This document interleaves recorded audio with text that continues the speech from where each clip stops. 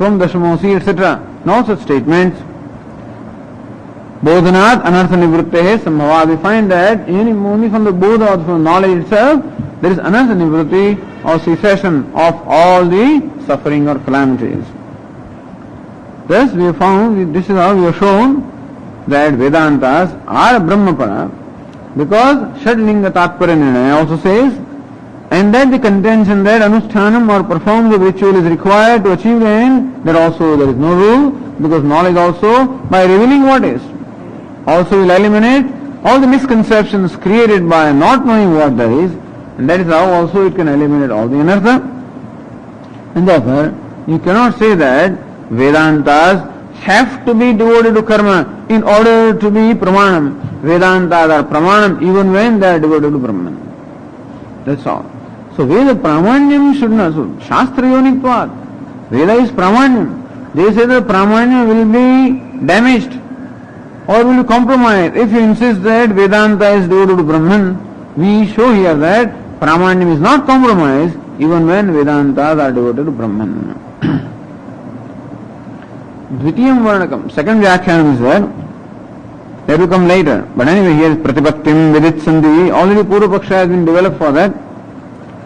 Brahmanya Vasitauta, Shastratvatte Vidhataraha, Mananadesha Kirtanad, Na Kartrutantresti Bhividhi, Shastratvam Shamsanadabi, Mananadif Purabodad, Brahmanya Vasitastataha.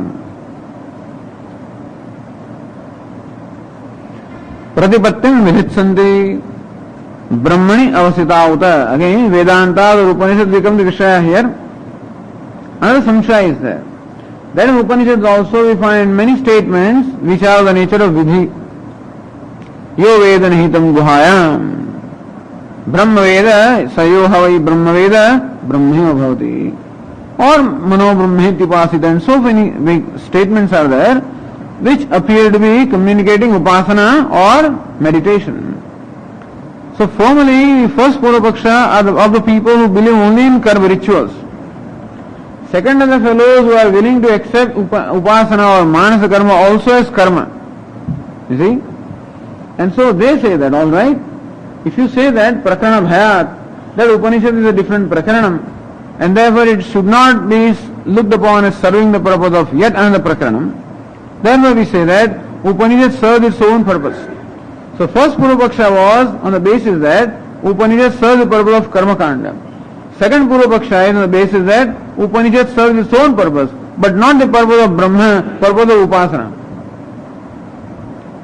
So Pratipattim Viditsanti Uta Brahmani Avasitaha. That Pratipatti meaning here Upasana. That is it that the Upanishads enjoin Upasana, or are the Upanishads devoted to Brahman? This samshaya is there, because in the Upanishad we find many vakyas, the statements which are Atmavare Drashtavya, also looks like a Vidhi. And so many Vidhi vakyas we find in Upanishad also, and therefore we want, the question, doubt arises whether Upanishads are devoted to Upasana or are they devoted to knowledge, Brahman.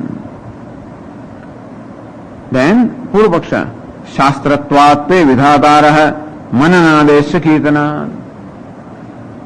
Shasanat Shastram.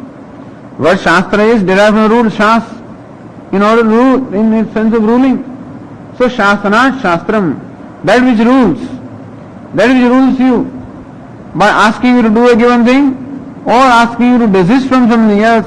In both ways, that which controls you or rules you is called Shastra. So for Upanishad to be called Shastra, there must necessarily be Shasanam or must be instruction. So by this definition of Shastra, Shasanat Shastram, that the Purva Mimamsakas arrived at the conclusion that Vidhi and the Nisheda is the Mahavakya, main Vakyas of the Upanishad, of the Vedas, because through Vidhi and the Nisheda, do's and don'ts, they always rule you. How do you rule a person? Do this, don't do it, don't say that, things like that. That's how we rule everybody, And so that is called Shasanam. The Shastra is Shasanat Shastram. And therefore, Shasanatve Vidhataraha. For the Shastra to justify its name Shastra, it must do Shasanam, otherwise what's the use of Shastra? So people want to be ruled, that's the problem. They want to be ruled, they don't want to be taught. We teach them, they think, what is it? Tell us what to do. Don't bother about all these details. So if you give them the rules and regulations, wake up at this time in the morning, and while taking bath chant this, after bath chant this, then sit down and then cross-leg in this manner. All the instructions you give them, eat this, don't eat that. On Ekadashi do this, on Dwadashi do something else. When you go to Shiva temple, do it this way. Vishnu temple another way. When you go to work, do this. If you tell them all this, then they'll be happy. Fine. But if you ask them to think, says, thank you. Therefore, who will be able to do prachara? Those who instruct them. Shasanam, in Hindustan, particularly in India, that people want to be ruled.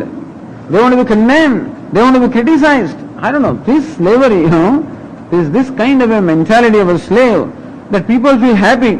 They come and tell me, Swamiji, we enjoyed that particular talk of some other Swami. How? Because today he really banged us. That you Ahmedabadis are like this, you Gujaratis are like this, you fellows are like this. Then people, how nice it is, that he tells us something. So it's thank God that I don't bang them further, because I cannot do that ruling. But then people feel so nice, about being banged. Because that is our mentality. That's what Shastra has done all the time to us. Do this, don't do that. It's not that they have done it. That's how we look upon it. We define Shastra as Shasanat Shastram. So the elders also will rule over the controlling. Elders will control the youngsters to such an extent that people who have grown to the age of 20, 25, 30, they say, no, but my mother will not like, my mother says this, therefore I want to do that. My father said this, therefore I cannot understand this, This person who has grown to this age says, my mother says I should do this.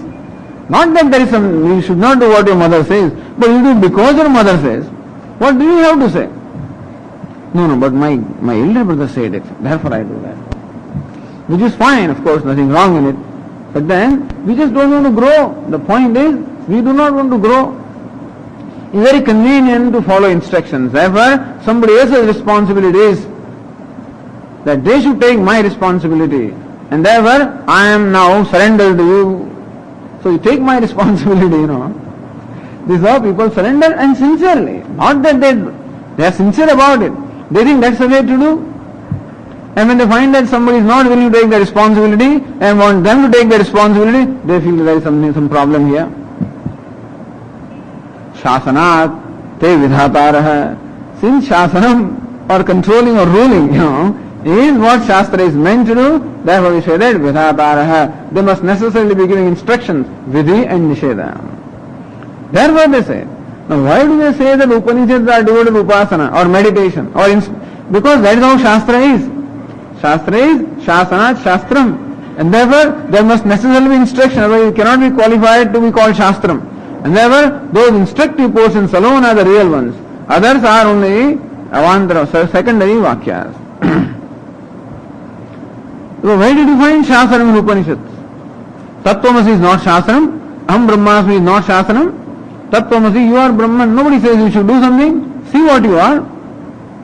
No, mananadeshakita. We like other vakyas. Atmavara drashtavya, shotavya, mantavya, nidhyasitavya, tavya. They like. Live Lord tavya. You must do this, you must do that. Then it says, okay, now I am told what to do. So, mananadeshakita. Since this is what we find in Upanishad, mananad means mantavya. That shrutavya also they are not enough. That's not enough. Shruta means you listen to. Means vicharaha kartavya. That's okay. That mental activity we accept. We accept mental activity. But not in terms of meditation. Not in terms of visualizing. Or atasmin tat buddhi. Because that will always keep you atasmin tat buddhi is what? You will never come to know what that tat is. Because superimposing atat upon that. So all Shravanam, Mananam, Nididhyasanam is of the nature of Tasmin Tat Buddhi, not Rasmin Tat Buddhi. Even though there is a mental activity there, not the mental activity of the nature of what we call Upasana, of visualizing something or seeing something which is not there. All of these three are for what? Seeing something that is there. You understand? So Tasmin Tat Buddhi. Therefore the means of knowledge, otherwise they could not be means of knowledge. But anyway, mananadesha, kirtanadesha, there is tavya there, mantavya, and therefore shasanam is there. Therefore we say that so shastra is devoted to shasanam. So what does Vedanta say? It gives another meaning of the word shastra, Shamsanat shastram says that na kartru tantre sti vidhi shastratvam shamsanadavi mananadih purabodhat brahmanya vasitastatah. You can see the kind of debates going on, from the time immemorial. Na akartu tantre vidhi. There cannot be vidhi with reference to that. It is not kartu tantram. Vidhi or instruction can be there provided the one who is instructed has a freedom or a choice to do it. Suppose you don't have, suppose we give you the vidhi today. Come on, everybody walk on your head. Now even if you wish, you cannot fulfill that instruction because you cannot do that. Come on, all of you start flying, you should not walk. When you go home, fly and go home. Suppose we give that instruction. How can that instruction be followed? Because that is not within the scope of the karta. So even if there is a vidhi, you have to think whether that vidhi is meant to be vidhi or something else. So flying doesn't mean flying in a literal sense. Go home because there is something waiting for you there. Maybe that's what is said here. That's how you have to find another adequate, proper interpretation to do, because you have to do something which is within your control. So akartru tantre asti na vidhi asti. That which is not within the tantra, swatantrata, meaning not within the control or the choice of the karta, there cannot be vidhi. And Brahman is not available for choice. There is hetvam if there is a karta, if the karta has a choice of hetva or upadeyatva, then we call it kartu tantram. If you can give up something or acquire something, then it's called kartu tantram. Brahman cannot be acquired, Brahman cannot be given up. There is no hetvam, no upadeyatvam, and therefore Brahman does not lend itself to any activity on the part of karta. And therefore, even if you give vidhi about Brahman, aham brahmedi upasita, mevadu upasana, it can be. That would be called ahangraha upasana. But if aham happens to be Brahman, how can you impose something upon aham, which is Brahman, and therefore it is something to be seen and not something to be where something to be done is there. So na akartu tantre asti vidhi shastratam shamsanadapi. That Vedanta can be called shastra shamsanadapi. Shamsanam means that which teaches. Shasanat shastram, shamsanat shastram. So when Arjuna says shadimam, he means in terms of shamsanam, meaning that please teach me, not rule me, but please teach me. Ruling in terms of teaching is different. Mean I am available not for being ruled, I am available for learning. Therefore, my intellect is now open, surrender to you in the sense that I am open to understand and to at least consider, give a consideration to what you say. So shastratvam shamsanadapi mananadehi purabodha. All these activity called mananam, nididhyasanam, also when are they? Until you gain that knowledge, meaning spontaneous knowledge. So until that atmanishtha or jnana-nishtha is obtained, until then alone, this manasa vyapara in terms of mananam, nididhyasanam also is there how long? Until you gain the jnana-nishtha. And that alone is called the real jnanam. Knowledge is that which is spontaneous. Until the knowledge becomes spontaneous, you have to make an effort to make it spontaneous.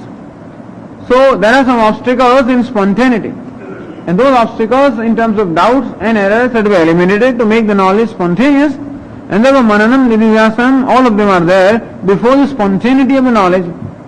Mananadihi purabodhat. So that is called bodha, where no effort is involved.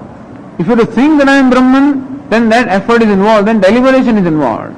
Seeing does not involve any effort at all, and therefore, even nididhyasanam also is the nature of manasa vyapara.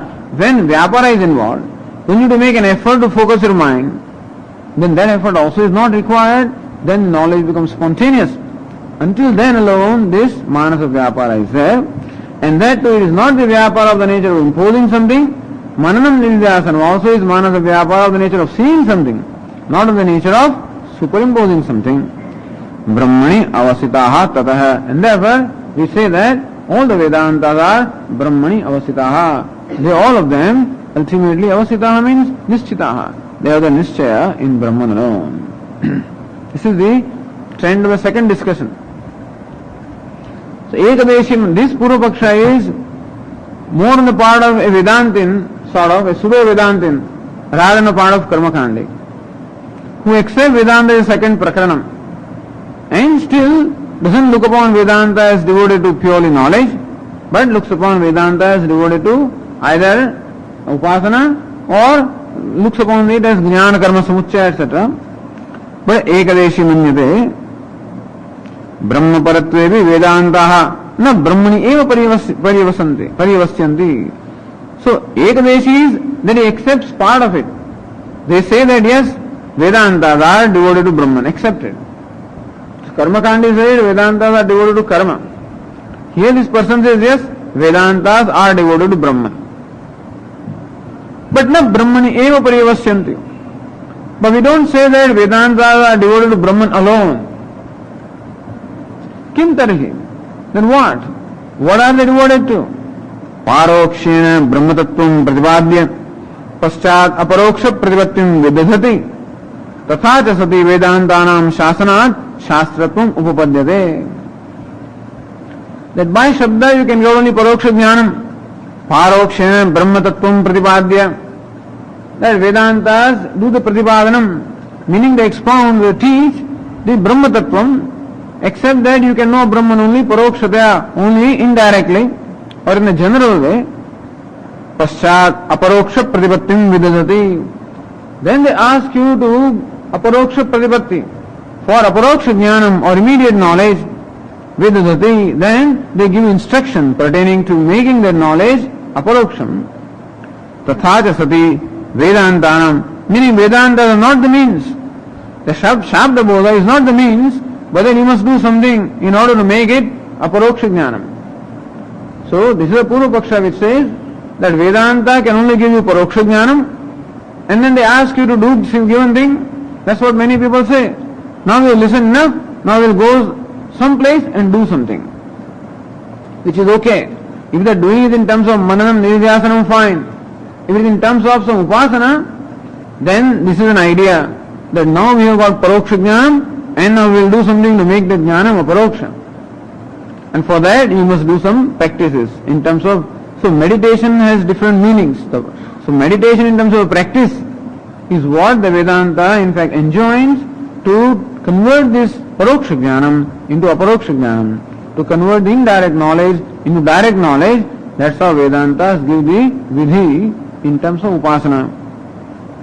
So Paroksha Pratipattim Vidadhati Tatha cha sati Vedantanam Shasanat Shastratum Upapadyate. And therefore we say that Vedanta is Shastra all right, Shasanat, inasmuch as they also give instruction to make that a Paroksha Jnanam a Paroksham.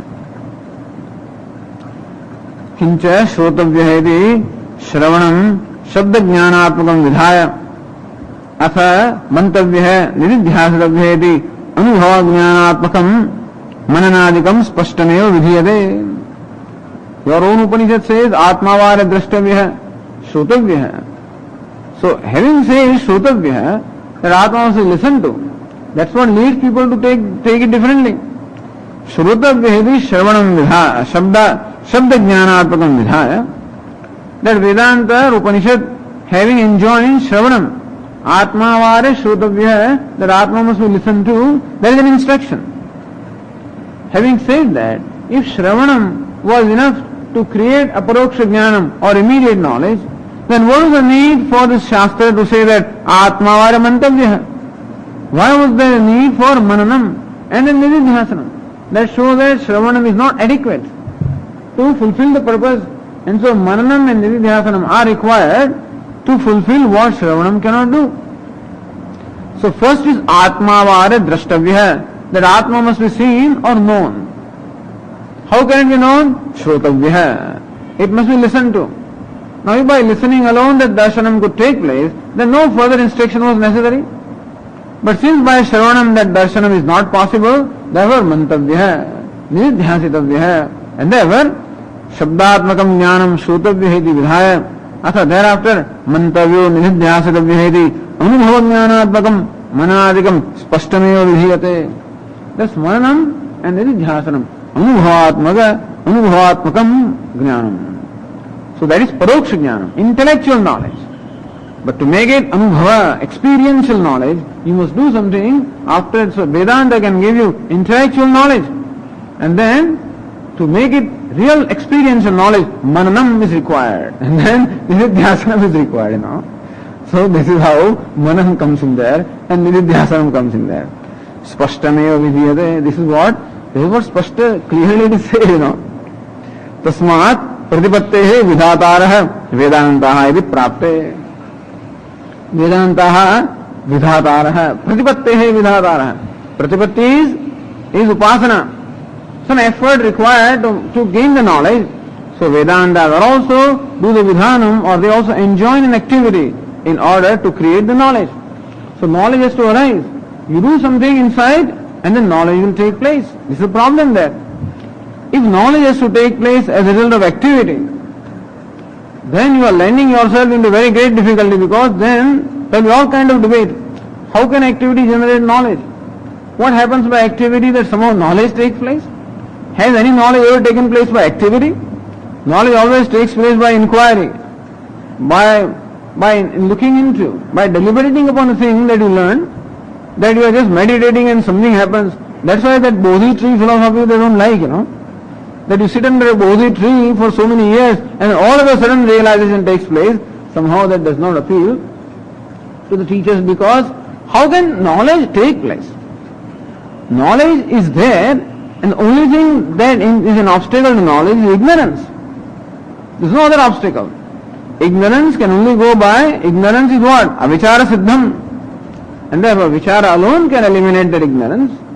Ignorance is not total ignorance. Ignorance also is what? Of the nature of viparita jnanam. Atma is not totally unknown that it has to be revealed. Submarine philosophy, you know. And so these philosophies come there. And so Atma is not something that is hidden and that has to be revealed. It is self-shining. Except that there is a projection there, you know. And therefore projection is a misconception or misapprehension, whatever you call it. And there has to be, the adhyasa is there. Why so much time is spent in adhyasa bhasya? Because problem is one of adhyasa, and not one that Atma is away from you or that is hidden from you. Atma is the subject matter of superimposition or misconception.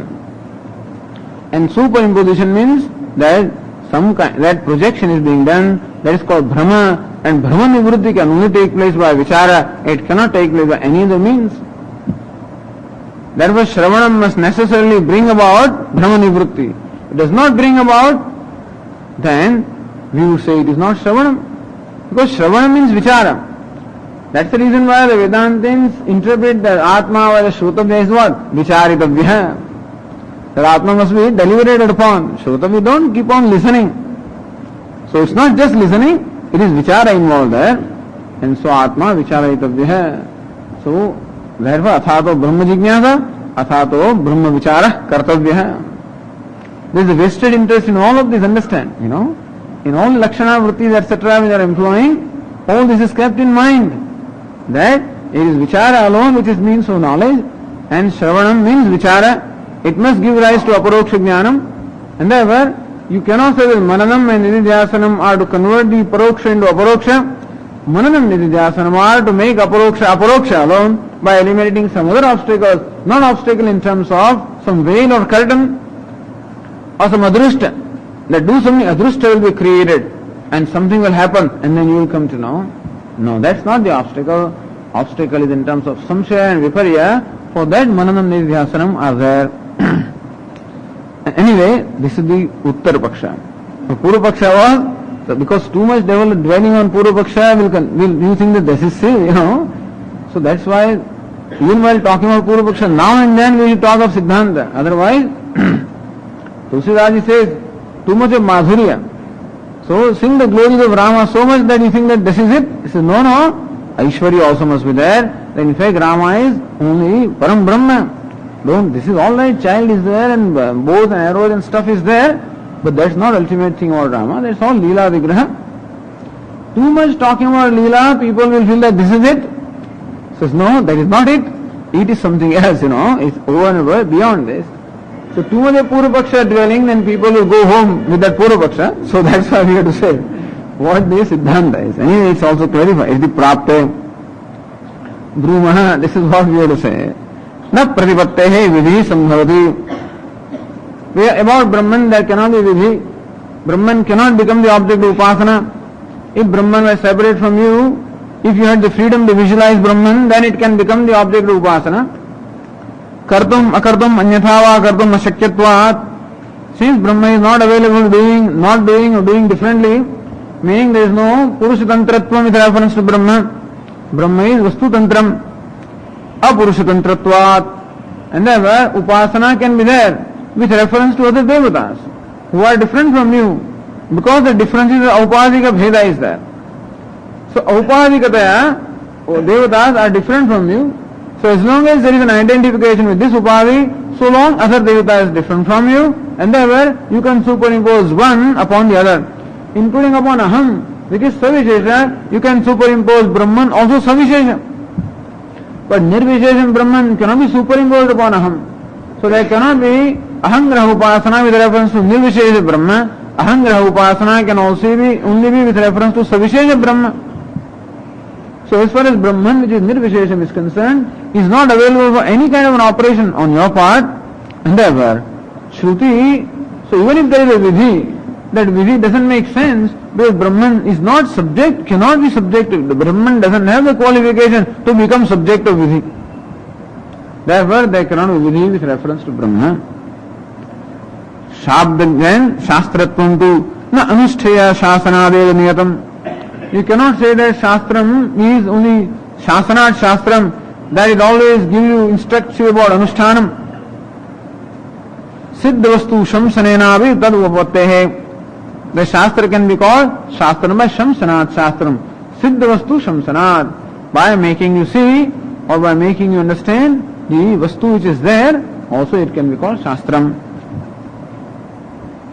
शब्द ज्ञाने जाते पश्चात अनुभवात्मकम मनादिकम विधीयते इति वक्तुम न युक्तम. That by Shabda some kind of aparoksha jnanam is born, and then to convert into aparoksha that manana and nidhyasana are enjoined, that also is not right, not proper. Dashamastvamasi itivat Shabdasyeva aparoksha anubhav janakatvena.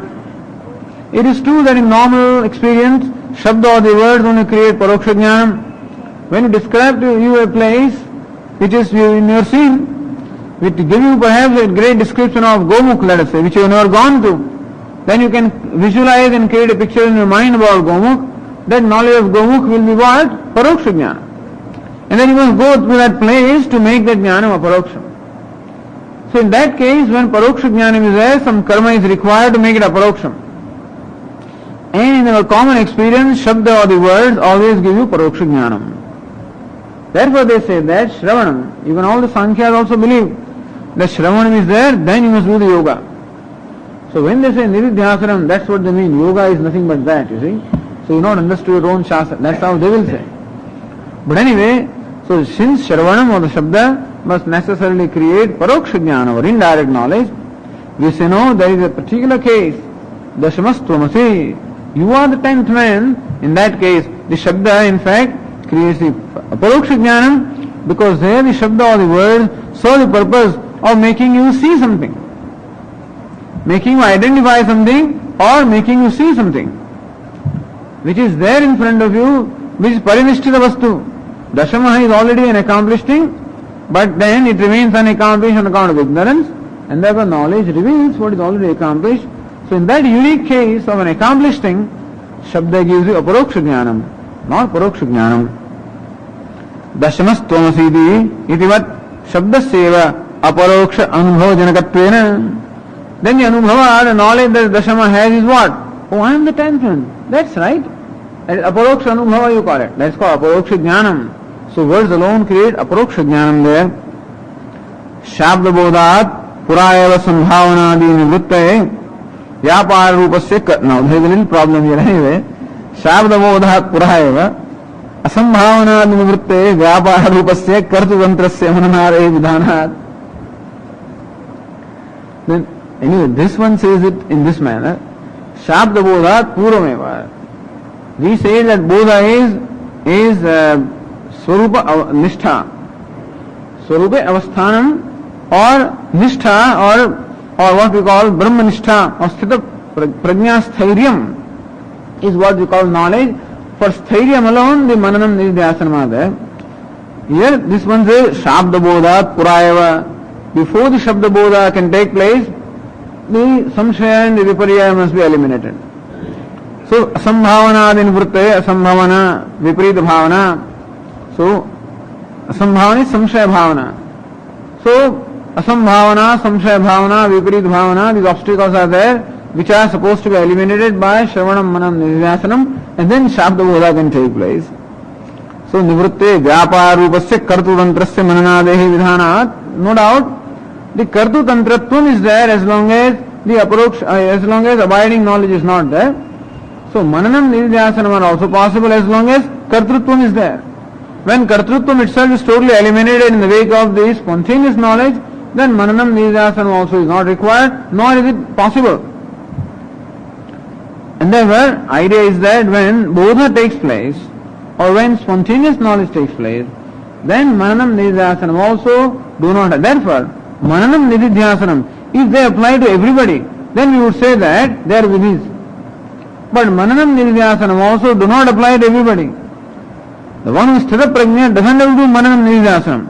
If everybody has to do it lifelong, then we would call it vidhi, that it is required. But we find that Mananam, Nididhyasanam are also required as long as Kartru Tantratvam is there, and therefore they also cannot be vidhi for everyone. So, Vyapara Rupasya, Kartru Tantrasya, Mananadehi Vidhanat, as long as Kartrutvam is there, so long Mananam, Nididhyasanam is required, and so long alone the Vidhanam is possible. But after that vidhi is not applicable. Therefore, it cannot be the vidhi for Brahman. It is vidhi for elimination of obstacle and not for vidhi for Brahman. Tasmat, therefore, Tattvamasi ityado Vedantaha Brahmani avasitaha. Therefore we say that Vedanta suggests Tattvamasi and whatever Sadeva Soumya, all of them are Brahmani avasitaha. All of them have their Nishchaya in Brahman and not in Upasana. Okay, so this is what will be discussed in course of the fourth sutra. Now the Siddhanta part will discuss primarily. Although when you discuss Siddhanta, Purva Paksha has to come. So now and then Purva Paksha will be brought up just to refresh your memory, how to clarify the Purva Paksha a little better. But mainly what we discuss now is Siddhanta. Purnamadav Purnamidam Purnat Purnamudachyate Purnasya Purnamadaya Purnameva Vasishyate. Om Shanti Shanti Shanti. Ishvaro Gururatmedi Murti Bheda Vibhagine Vyomavad Vyapta Dehaya Dakshinamurtaye Namaha. Samanvayad. This is the fourth sutra.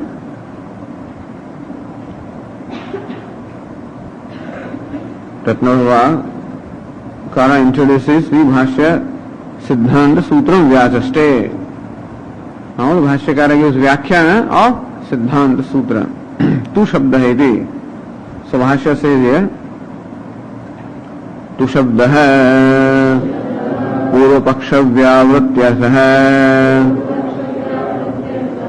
Tad Brahma Sarvajnam Sarvashakti Jagadutpatti Sthitилaya Karanam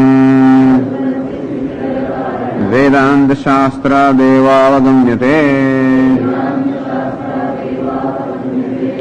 Tat tu samanvaya.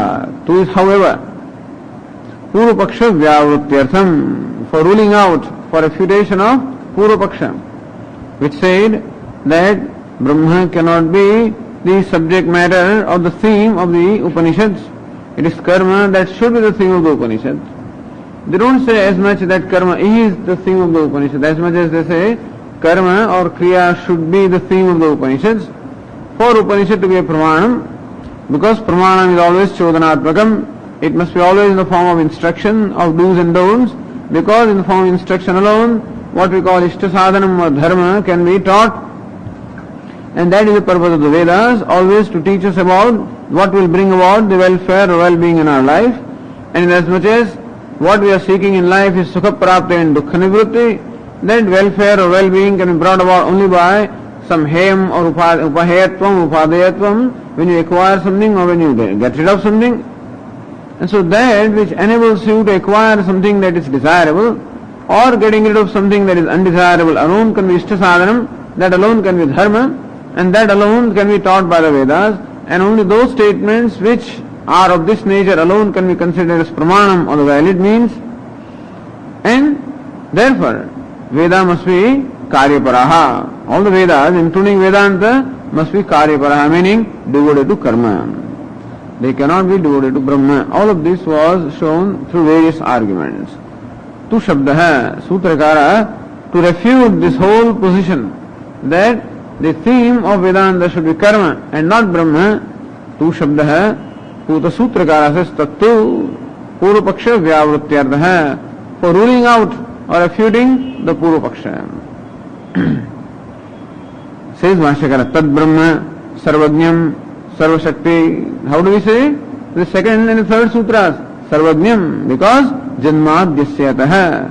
Brahma is that which is the source of the whole creation, sustenance, dissolution. It is both the upadanam as well as nimitta karanam. By way of being nimitta karanam, Brahma is sarvajñam. By way of being upadana karanam, it is also sarvashakti. And sarvajñam, sarvashakti is nimitta karanam. And also sarvavyapi, so omniscient, omnipotent, omnipresent. Brahman such as this, because it is jagat karanam. It is both the material as well as the efficient cause. Jagat utpatti sthiti-laya karanam. That is karanam, the cause, as we said again, as both the efficient as well as the material cause for the creation, sustenance and dissolution of this creation. Brahman such as that, tat Brahman. So tat is what? Brahma. Sutra says tat is what? Brahma. Now that means it is something, tat means that. That always suggests prasiddhi, something that is well known. You know that Brahman, which Brahman? Sarvajñam, Sarvashakti. That was mentioned or that it was defined earlier as Jagat Karanam. Jagat Utpasti Sthiti Laya Karanam. That Brahman. Tu is Purva Paksha Vyavrutti. To refute the Purva Paksha. Purva Paksha said that Brahman is not the subject matter of Vedanta. So says, tu says what? Vedanta Shastrat eva avagamyate. So how do we refute or rule out the Purva Paksha? By saying the Uttara Paksha, Vedanta Shastrat eva avagamyate. That Brahman avagamyate is known. Vedanta Shastrat eva, by Vedanta Shastra. Vedanta which is Shastram. Shamsanat Shastram. So Vedanta is Shamsanat Shastram. Karmakanda is Shasanat Shastram, as we discussed yesterday. So Shastram, that which teaches us. So from Vedanta Shastra alone, Brahman. So Vedanta Shastra Deva, from Vedanta Shastra alone, Brahman is known, or Brahman alone is known through Vedanta Shastra. Avagamyate. Then Ratna Prabhakara says, Tad Brahma Vedanta Pramanakam iti pratignyate arthe hetum pruchade. Tad Brahma Vedanta Pramanakam. Vedantaha Pramanam yasya tad Vedanta Pramanakam. That for which Vedantas are Pramanam is called Vedanta Pramanakam. That Brahma is that for which Vedantas are Pramanam. Iti pratignyate arthe, this is the pratignya. Tattu, this is pratignya. Tad Brahma tu, by Purva Paksha Vyavrutti it is said that it is Vedanta Pramanakam. Tad Brahma Vedanta Pramanakam. This is the pratignya. Then hetum pruchati. Whenever you make a statement or proposition, you must give a reason for that. Thus, this is being the Nyaya Grantha, will find in every sutra or in every adhikaranam. A position is presented and then a reason is given also. Position is Tattu Vedanta Pramanakam. Hetum Pruchati. How do you say that? So, Bhashyakara says, Katham Samanvayat Sarveshu hi Vedanteshu Vakyani Tatparyena Etasya Arthasya Pratipadakatvena Samanugatani. I guess.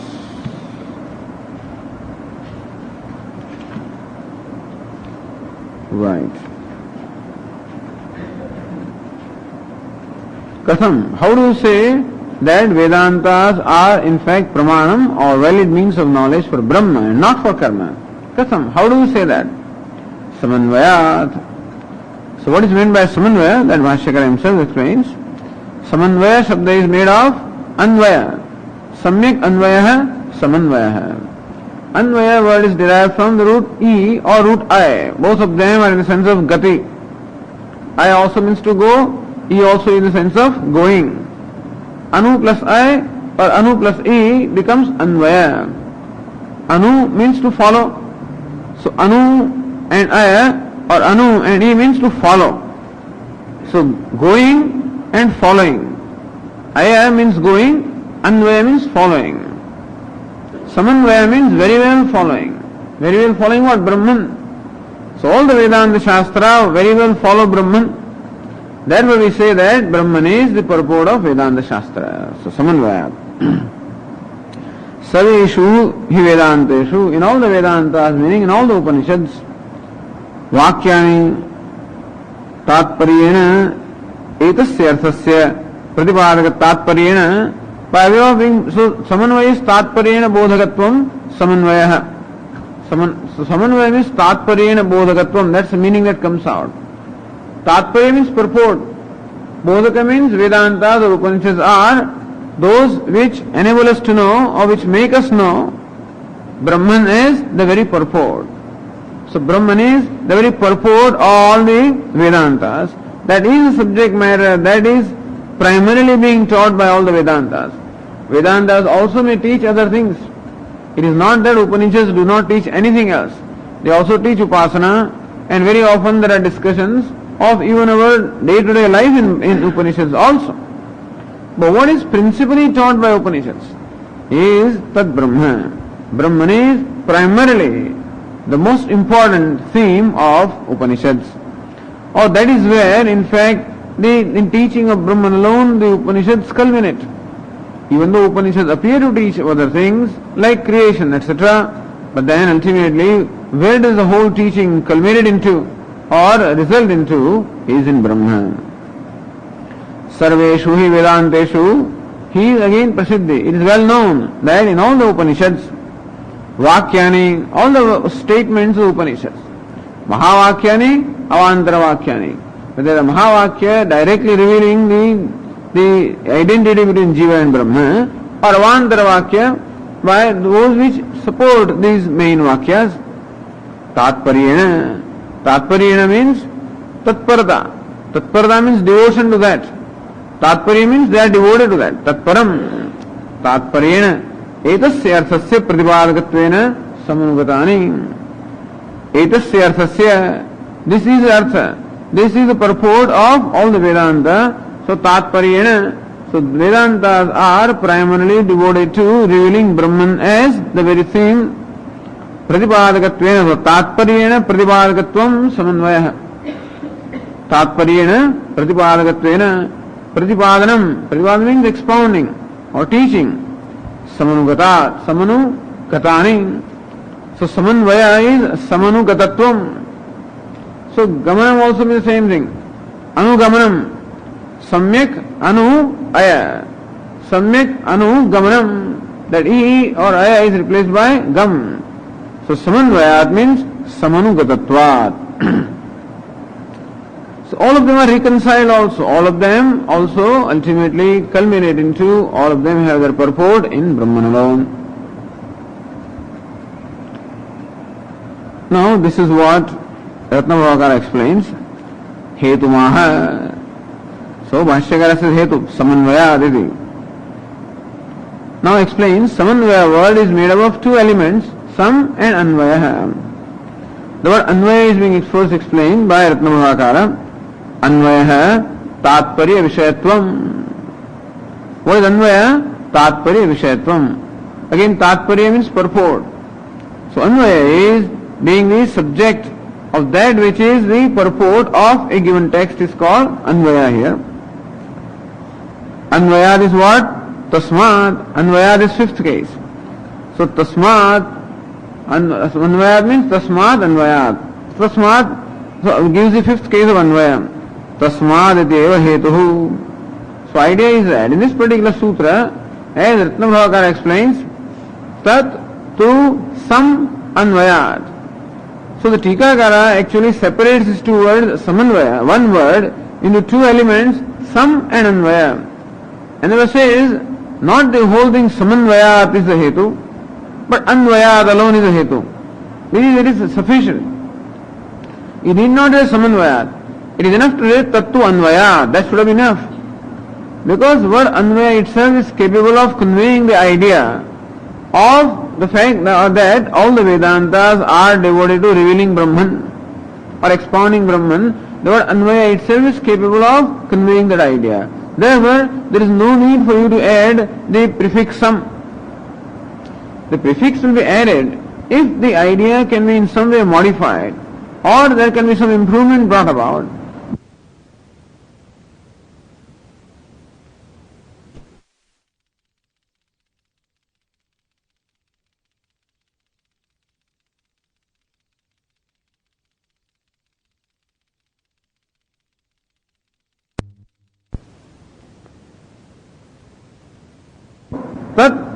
Tat Anvayat, Tattu Anvayat, that is how. So Tasmat iti eva hetuhu. Anvayat, that part alone is a hetu. Means the reason why Brahman is that which is revealed by Vedantas. Tatparyasya samyaktvam. Then Samanvaya, that some does what? Tatparyasya samyaktvam. That some actually qualifies the Tatparya. Tatparya samyaktvam. Akhandasa Vishayakatvam Suchetum Sampadam. Sampada is not Sampat, but it is Sampadam. So Pada means word. Sampada means word some. So Tatparyasya Samyaktvam. Anvaya is Tatparya Vishayatvam.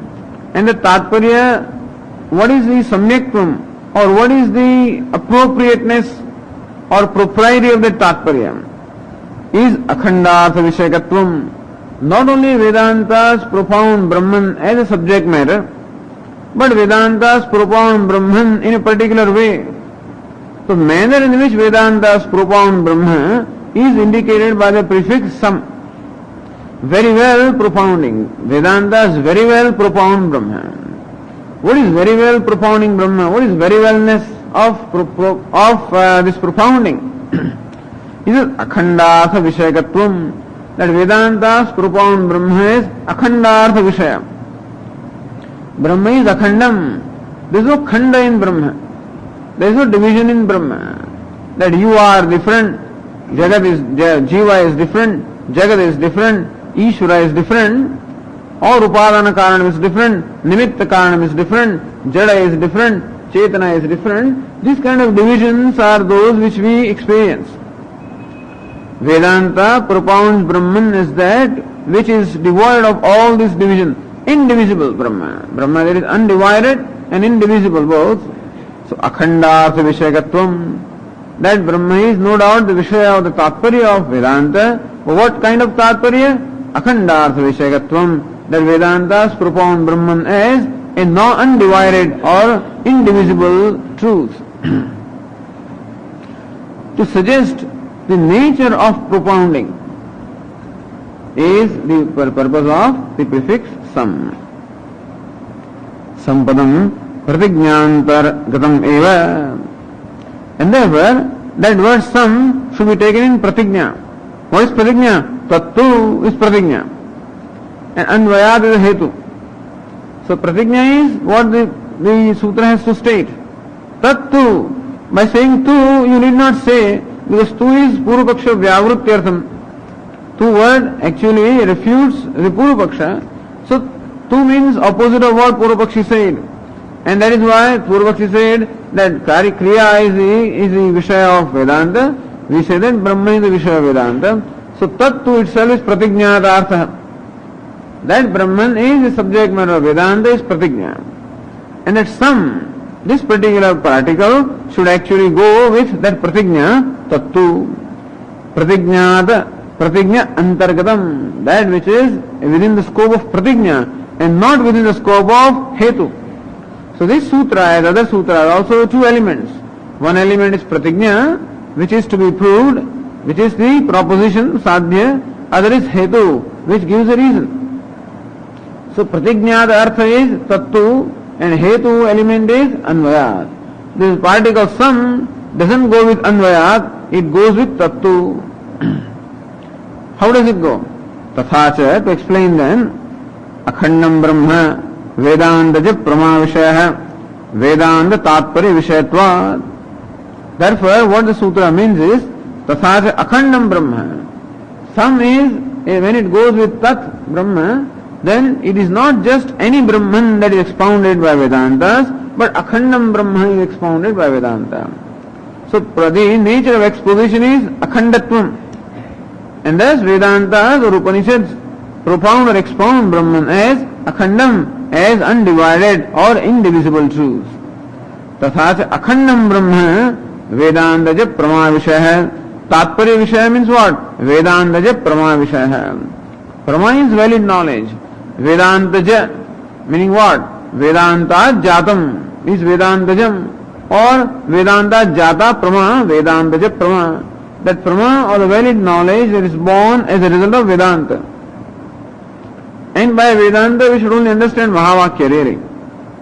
Just as by Vedas we understand the Vakyas of Vidhi and Nisheda, by Vedanta we should understand Mahavakya such as Tattvamasi or Satyam Jnanamanandam Brahma, whichever Vakyas which are Akhandartha Bodhaka, which teach us or which reveal the Akhandarthatvam of Tat and Tvam, of whatever there is.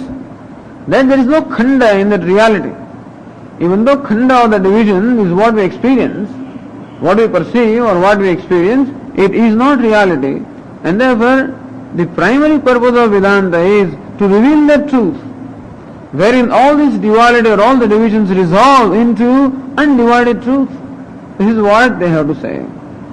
And so, Vedantaja prama vishaya, the prama or the valid knowledge which is born as a result of Vedanta, meaning by Mahavakya, Vedanta tatpari vishayatvat. So proposition pratignya is like this.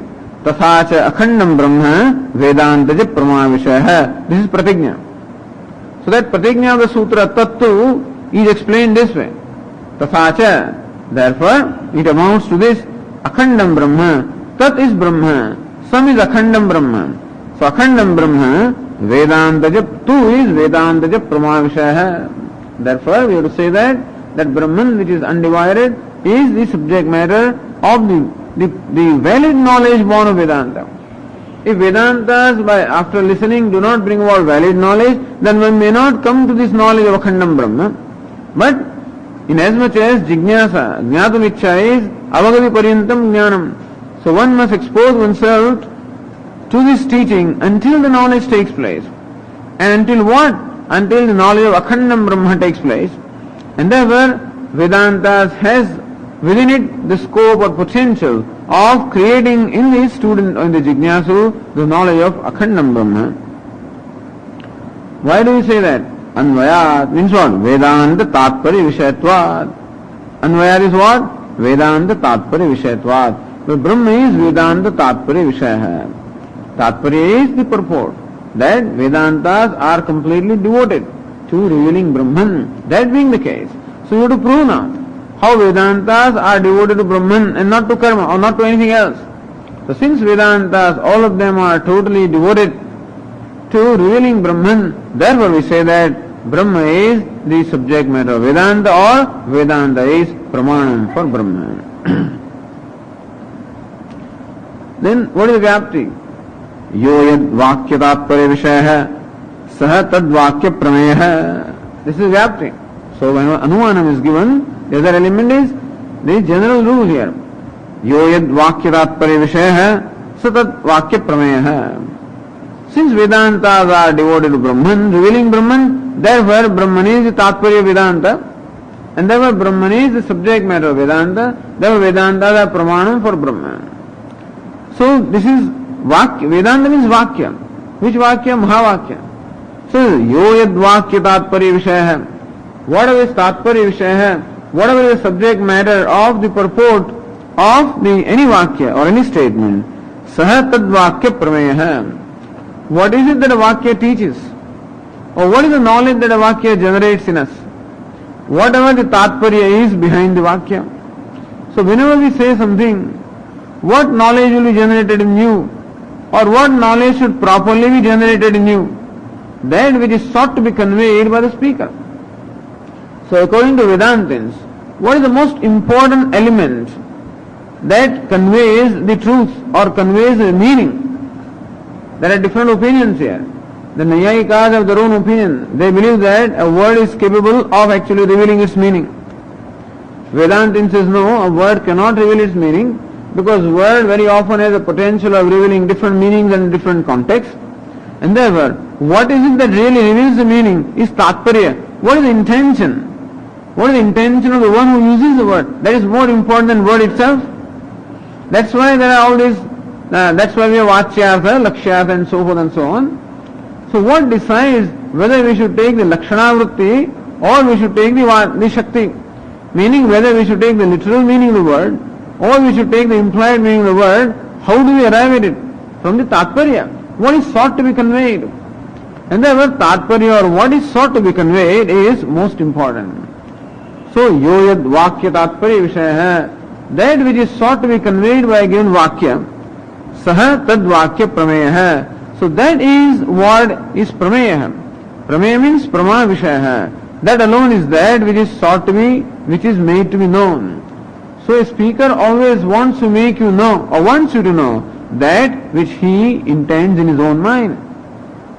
Or a vakya is really understood when we understand the intention of the speaker, not necessarily the grammatical meaning of these statements. That's why so many problems are there in politics. Every day there are controversies. That the newspapers and the reporters, you say this, leader said this. He said, I did not say that. I did not mean that. No, we may blame the politicians by saying that they always change their, and whatever. But then it's possible that the reporters in their certain enthusiasm may simply take literal meaning of what is being said and then propagate that, while the speaker may have a different intention of using that particular statement. So it is not enough that you take a statement out of context. That's the reason why a statement taken out of the context can give you easily misguide you. That's the reason why context is so necessary. Purva para sambandh, that's why sangatis are so necessary. What is sangati with the whole shastra, with the shruti, with this chapter, with the previous adhikaranam, and so forth? Why? In order to know the tatparya. And therefore, yad vakya tatparya vishaya hai, that which is subject matter of tatparya or which is sought to be conveyed, saha tad vakya prameya hai. Prameya is prama vishaya hai. That should properly become the prama vishaya hai, or the subject of knowledge of that vakya. That's all. So what do Vedanta seek to convey? Whatever is the tatparya of the Vedanta is what Vedanta is going to convey. Regardless of what you think. You think that Vedantas cannot convey Brahman. He says, you cannot do that. You say that Vedantas must necessarily be Karyapara because otherwise they will be redundant. He says that is different. We don't want to proceed that way. But we don't want to necessarily prove redundance or usefulness of Vedanta because whether they are teaching what. We just want to take Vedanta for what Vedantas are. Then we will see whether or not Brahman is useful in our life or not. Pramana means what? You can't insist that the eyes must show that this is yellow color, because how can it be red? In this season there cannot be red flower, and even if your eyes show that this is red, it must be yellow. You can't say that. If the eyes convey them to be red, then they should be taken as red, and then give justification why it is red and why not yellow. Don't distort what the Pramanam says by your reasoning, but provide reasoning to explain what the Pramanam says. Now here is where Vedantins and Nayayikas are different. They say that if the reasoning says that this flower is yellow, then it is yellow. Even if your eyes say it is red, it is yellow. Because the logic or the reasoning says it cannot be red. Vedantin says that I say that this is red, and therefore provide whatever reasoning that is necessary to make it, to understand that it is right. So what is important for us? Eyes are important, not reasoning. What is important for Naiyayikas? Reasoning is important. Eyes have to serve the purpose of reasoning. Tarko apratishta. We say that reasoning, there is no pratishtha for the reasoning. So pramanam is the valid means. This is pramanyam comes. And therefore, we do not want to arrive at the tatparya of the Vedanta by any means independent of Vedanta. As to what Vedanta should say and what is useful in life. He says no. We don't want to decide what is useful in life. We do not want to decide what Vedanta should say. We will look at Vedantas themselves and say what they say and see what they say. Then we will determine whether it is useful or not. And we will find usefulness that way. Maybe it will open up our eyes. You already have a preconceived notion as to what is useful in your life, and that is how you want to look at Vedanta. Says no, we first look at Vedanta and then determine what is useful. Maybe our concept of usefulness needs to be corrected.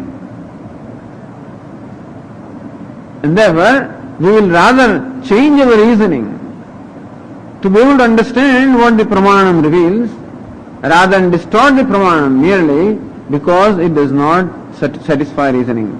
And that does not mean that we do not give importance to reasoning. But what kind of reasoning? Reasoning that is in keeping with the Pramanam, in the whole life. And this debate is going on everywhere, with the Naiyayikas. Whether the knowledge that is generated, what is the validity of that? Whether Pramana is Swadaf Pramanyam or Partaf Pramanyam.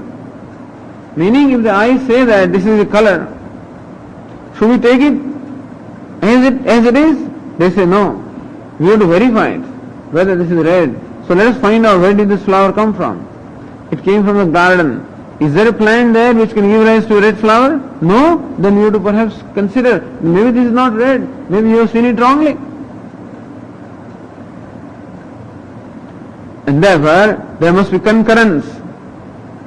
So what the Pramana says is to be accepted as valid only when that knowledge concurs with something practical. If it does not concur, then you have to reconsider.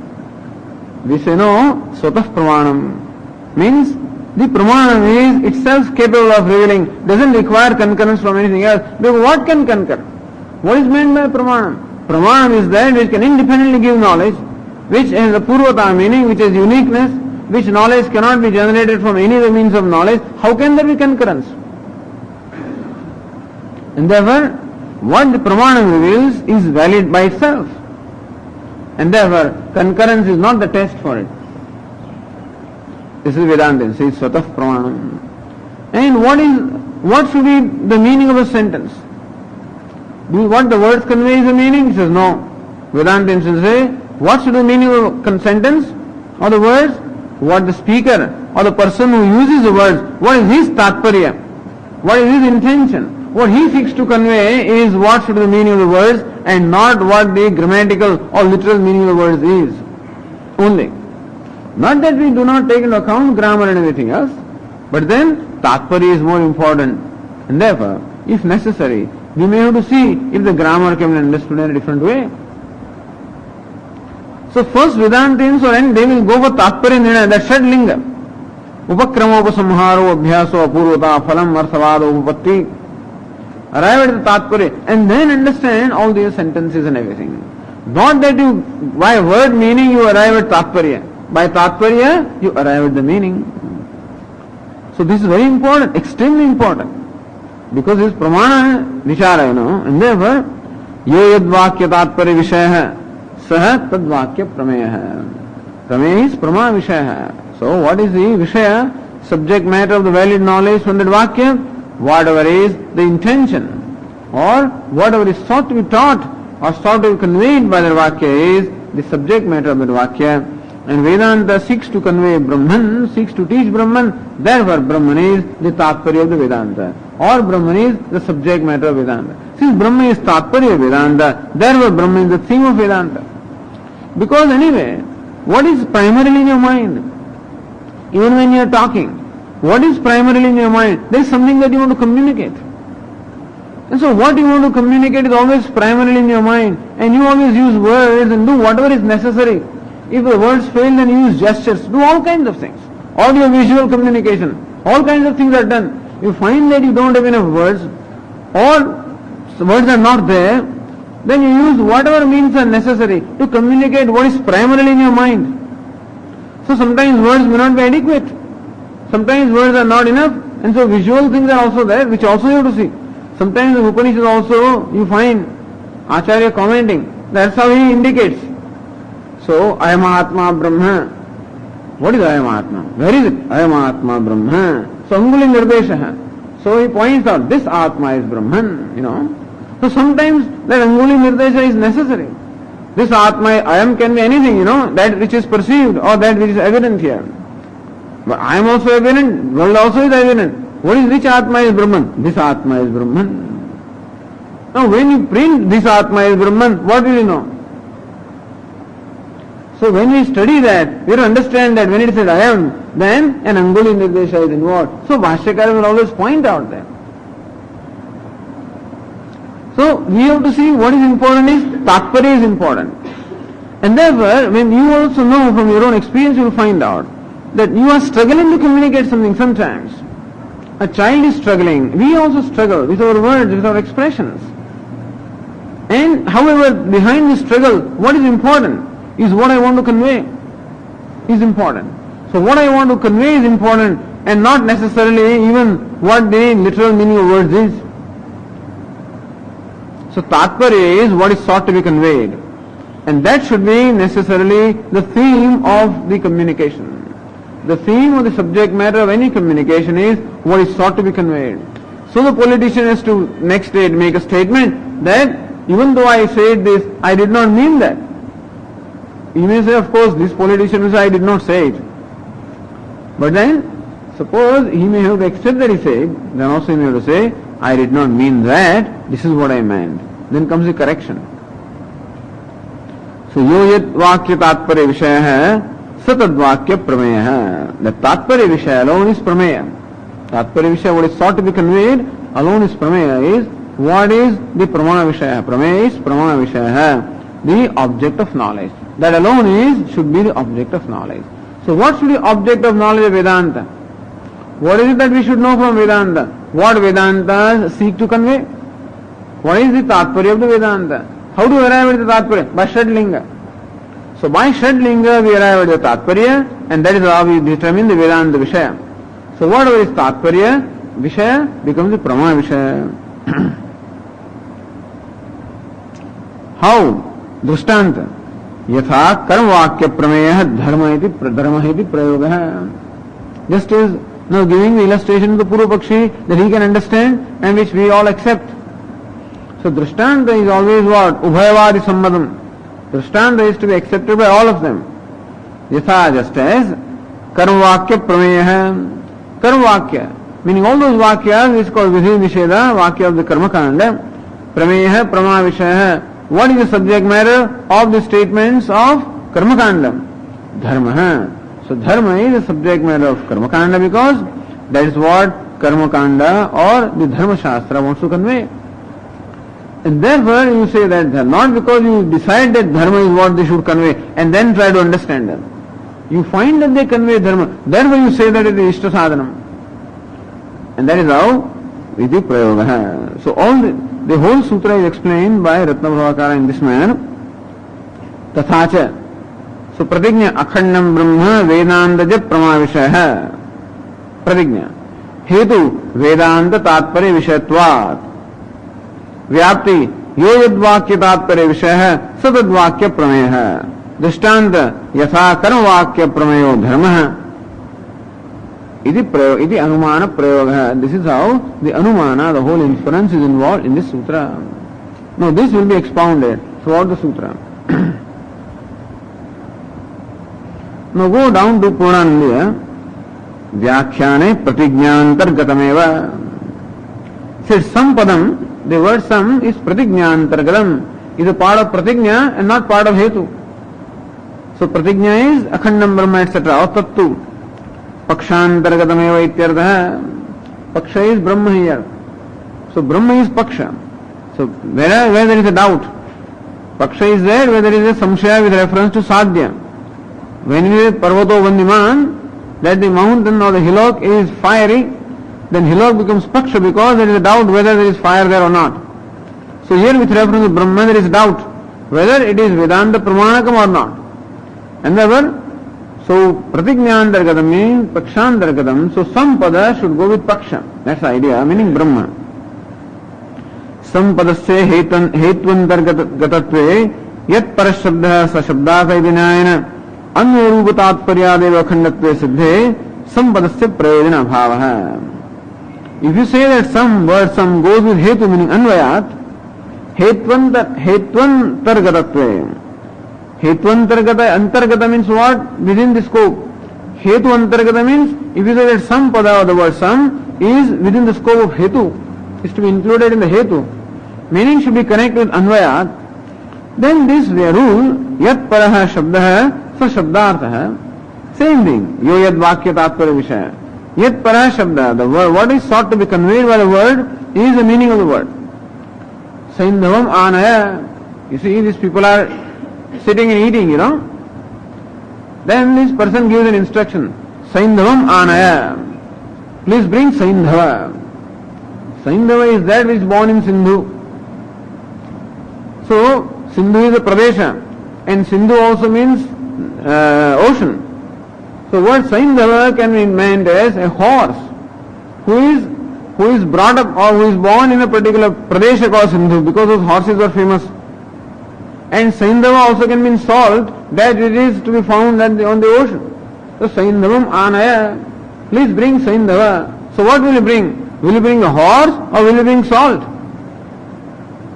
So what's the context? At the time of eating food he is asking for it. Then he cannot ask for horse, he can only ask for salt. Then he will bring salt. So yat paraha shabdaha, word Saindhava is intended for what? Saindhava can mean Ashwa also.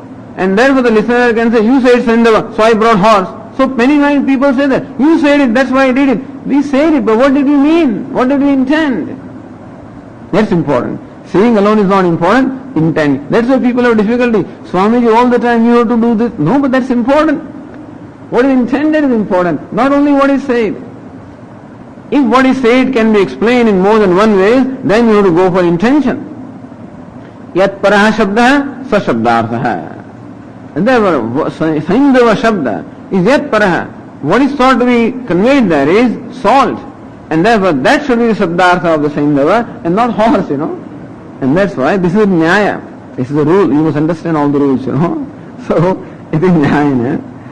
Anya rupatatparyavadeva akhandatve siddhe. Anya rupatatparyad. Now, it is Nyaya. Anya rupatatparyadeva akhandatve siddhe. So, tatparya is Anvaya. So, Anvaya rupatatparyadeva.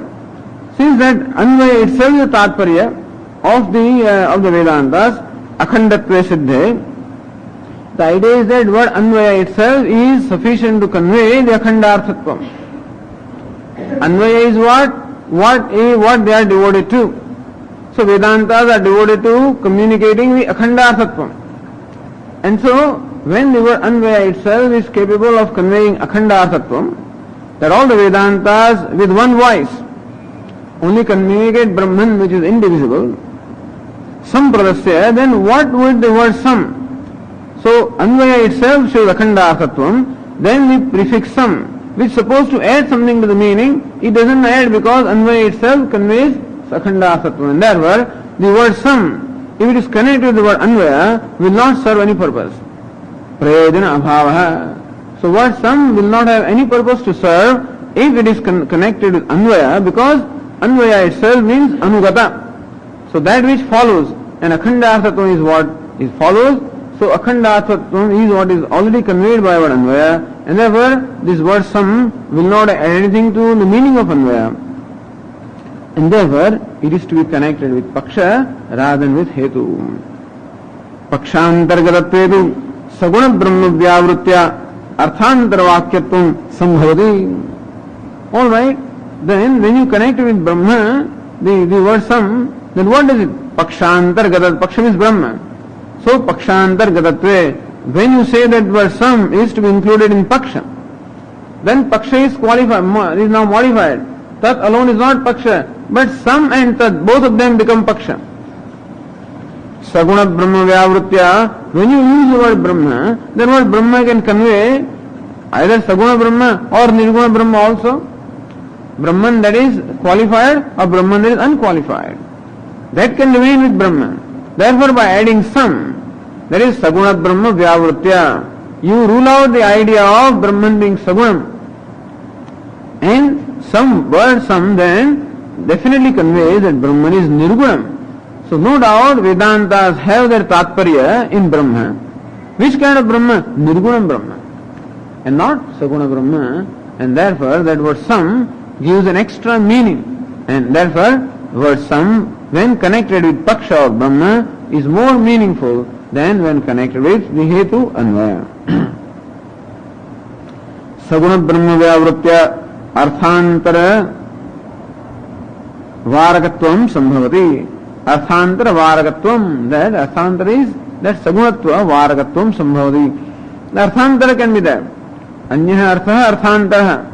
So that Brahma can be Saguna Brahma or Nirguna Brahma. So another Artha named Saguna Brahma is refuted, is ruled out by the prefix sam or by the pada sam, not prefix, its word. Sambhavati. Tathacha Shabala Vyavritti Prayojanam. Shabalam Brahma means Maya Shabalam Brahma.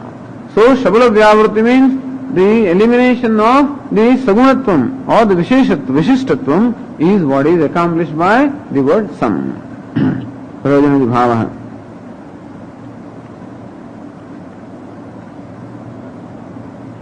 Now, Purnananda also gives his own explanation of a sutra.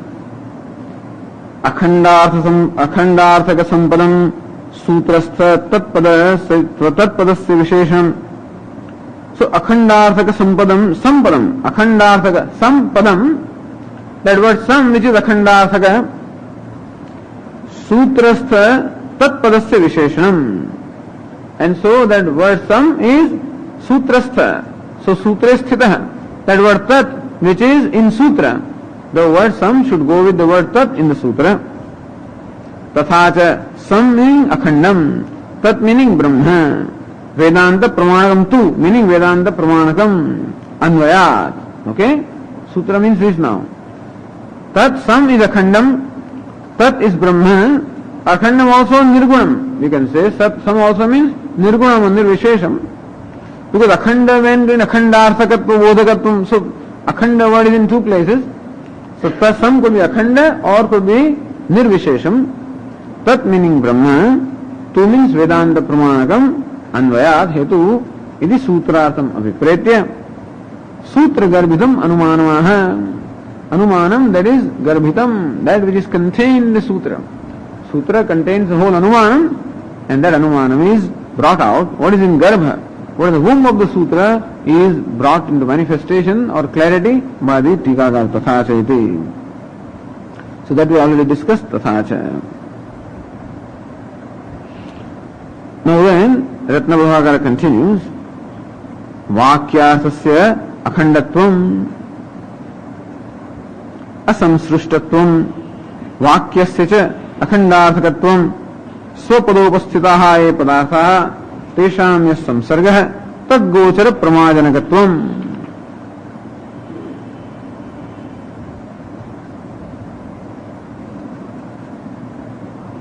So earlier Ratnavakara said तात्पर्यस्य सम्यक्त्वम् अखंडार्थ विषयकत्वम्. What is तात्पर्य? Samyaktam of the तात्पर्य. So what is the Vedantas are very well devoted, or what Vedanta very well intend to convey is akhandartha vishayakatvam. That akhanda is a vishaya. Bodha also is akhanda and vishaya also is akhanda. Brahman, which is subject matter, is akhanda, meaning undivided. And the knowledge that should take place also should be what? There is no khanda. Knowledge also should be true to the subject matter. So knowledge also should be akhandam, without any division of the knower and the known, etc. So usually in the knowledge there is khanda. In ordinary knowledge, like knowledge of flower, there is a division. The knower is different, the known is different, the knowledge is different. So ordinarily there is khanda, or the division of the knower, known and knowledge. That tripodi is there. What is the akhandatvam of the knowledge? Is there even this division of tripodi? Is not there. Yastu sarvani bhutani, yasmin sarvani bhutani, atmaiva bhut vijanatah. Tatra ko moha kashoka. Yasmin sarvani bhutani, atmaiva bhut vijanatah. When the knowledge took place, then all the beings became Atma. Sarvani bhutani means what? All the things became Atma. Meaning what? The known also became Atma. The knower also became Atma. The knowledge also became Atma. Meaning the knower, known and the knowledge, all of them resolved into Atma. Tatra ko moha kashoka. Then where is the moha? Where is the shoka? The Bhashaka will bring out. Tatra kenakam pashet, Who will see what with what? That shows the akhandatvam of the knowledge. And when can this kind of knowledge take place? When the subject matter which is communicated also is akhanda. So Brahman has to be also akhandam. Then alone the knowledge that takes place also is akhandam. And therefore, this word akhanda goes with both. Tatparyat is also akhandartha bodhakatvam, and Brahman also is akhandam. That's the reason why the word akhanda is used in both the cases. So tatparyasya samyaktvam akhandartha vishayakatvam. So vakyarthasya akhandatvam. Now there is a vakya and there is a vakyartha. Vakya is a group of words where words are connected in a meaningful way with one another. That is called vakya. And vakyartha is what all these group of words convey the meaning.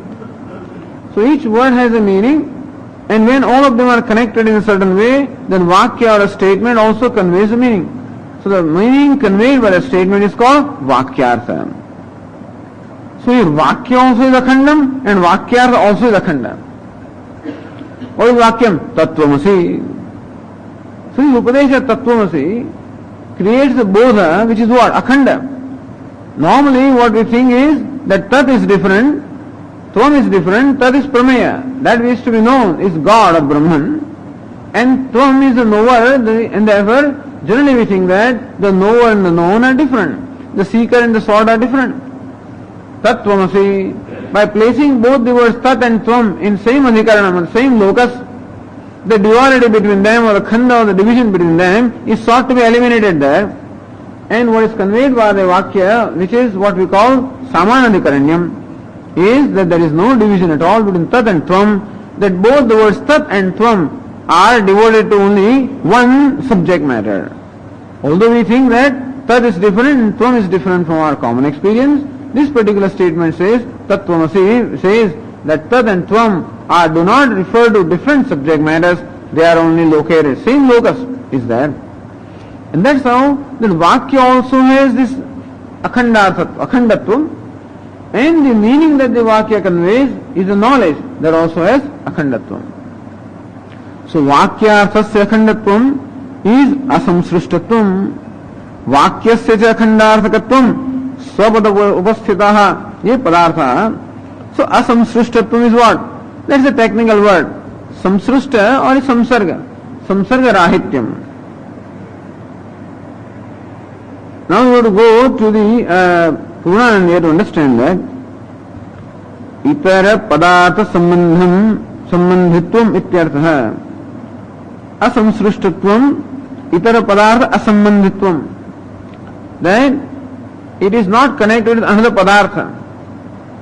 Brahmanah vakyarthasya akhandatvam itara padartha avishishtatvam vibhavah taduktam Shri Kalpatarukarehi avishishtam aparyaya aneka shabda prakashitam eka vedanta nishnataha akhandam pratipedire.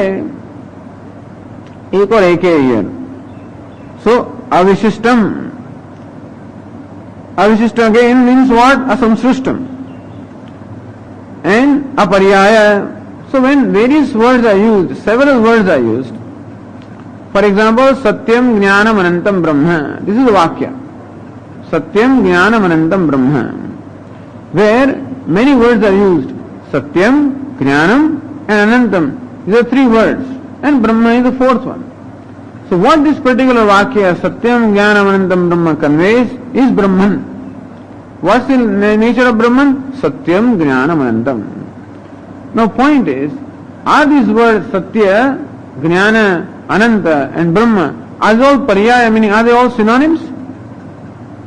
Because all of them are in the same adhikaranam, they convey the same meaning. Are they all paryaya, meaning synonyms? No. Satyam is not what Jnanam means, and Jnanam does not mean what Ananta means, and therefore that aparyaya shabda. Avishishtam. Next question is Satya a Visheshanam or qualification of Brahman? Satyam Jnanam Anantam Brahma. Does it mean that Brahman is Satyam as well as Jnanam? So, as well as Anantam, meaning Satyatva Vishishtam Brahma, Jnanatva Vishishtam Brahma. Like I'll tell you, Neelam Mahat Sugandhi Utpalam. Another word, another expression. Neelam Mahat Sugandhi Utpalam. Neelam means blue. Mahat means big. Sugandhi means fragrant. Utpalam means lily or lotus, let us say. So, blue, big, fragrant lotus. All of these convey only one subject, one meaning, or all of them refer to one object, namely lotus. But here blue, how is the word blue connected with lotus? Does blue means lotus? No. Blue is the adjective of lotus, is a qualification of lotus. Because lotus can be white, it can be red, it can be of different colors, and therefore blue is qualification or visheshan of lotus.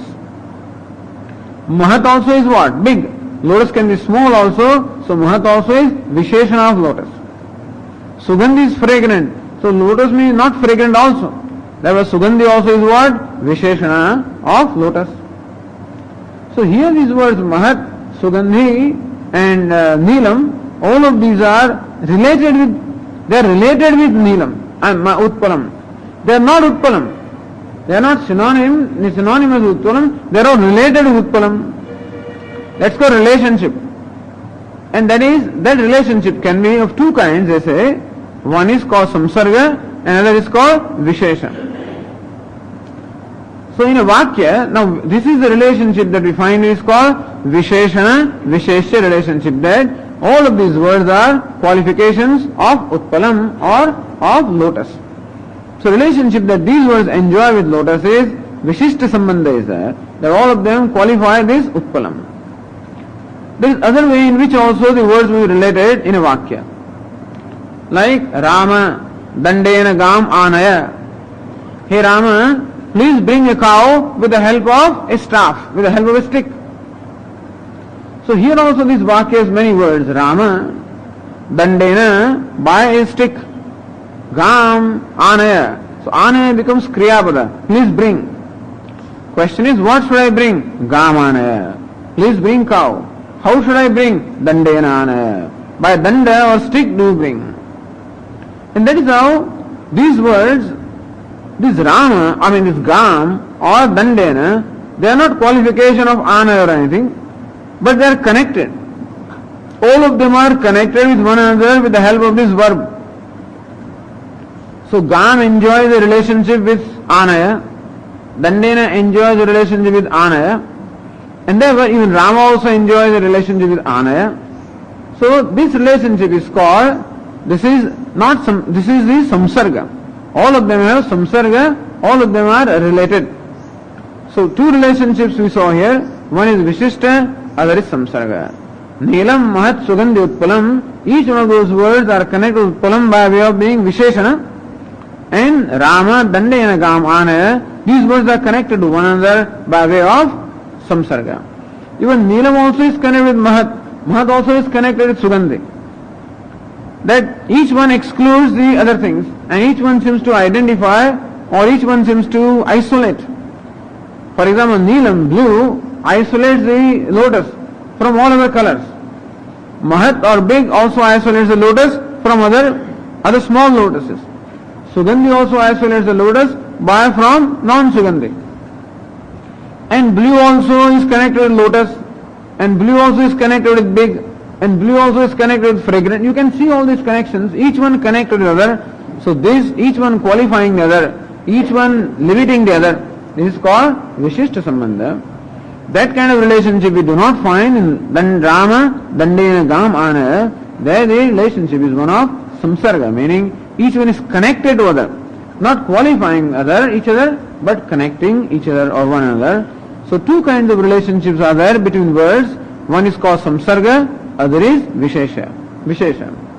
When words are different from one another, they are not pariyaya. And now we come to a third kind of statement, tattvamasi or satyam jnanam anantam brahma. Is satyam jnanam anantam brahma a statement similar to mahat sugandhi, neelam mahat sugandhi utpalam, where neelam qualifies utpalam, mahat qualifies utpalam, and so neelam utpalam need not be sugandhi utpalam, and sugandhi utpalam need not be mahat utpalam, and mahat utpalam need not be neelam utpalam. You understand that? Each can be independently be connected to utpalam without being connected to others. Is that how this word satyam jnanam anantam brahma is? That satyam brahma need not be jnanam brahma, and jnanam brahma need not be anantam brahma. Is it like that? He says no. Satyam brahma has to be jnanam brahma, and jnanam brahma has to be anantam brahma. Alright. Now when you say neelam utpalam, then there is also another utpalam, namely what? Shvetam utpalam. So when you say blue lotus, then there is also a possibility of a white or a red lotus. Similarly, when you say satyam brahma, is there a possibility that there is an asatya brahma? Does word satya brahma exclude Brahman from asatya brahma? No, there is no asatya brahma. Then what does this word satya do? It doesn't qualify brahma, because qualification is there when there can be more than one possibilities. You say aditya, Shankaracharya explains that. Need not say ekaha aditya. You say one sun. If there are more than one sun, or if there can be possibility of more than one sun, then you use the word ekaha. Otherwise you say aditya, that itself is enough. You can say bright sun, you need not say, because sun is always bright. Unless you want to say sometimes sun is hazy, or sometimes sun is dark because of upadhi, then you may want to say bright sun. Otherwise you need not say bright sun, because sun is always bright. Therefore qualification is employed when then what is qualified has other possibilities.